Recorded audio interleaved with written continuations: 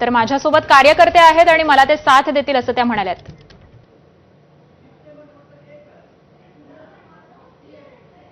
आणि यानंतर पुढची बातमी पाहूयात। मुंबईमध्ये शिवसेना आणि भाजपची युती झालेली आहे।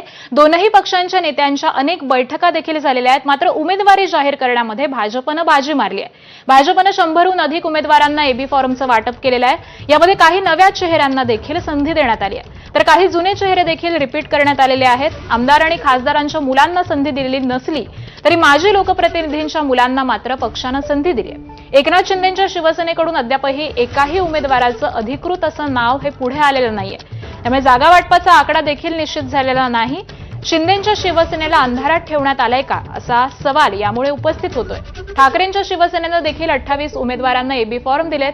आज आणि उद्या भाजप आणि ठाकरेंच्या शिवसेनेचे नेते हे उमेदवारी अर्ज दाखल करणार आहेत। मात्र शिवसेनेनं त्यांच्या एकाही उमेदवाराला अर्ज दिलेले नाहीयेत आणि उमेदवारी ही देखील जाहीर केली नाहीये।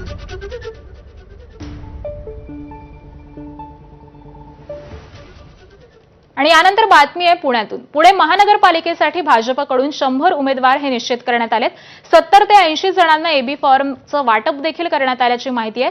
तर पुण्यामध्ये भाजप आणि शिवसेना ही युती कधी होणार आणि जागा वाटपाचा फॉर्म्युला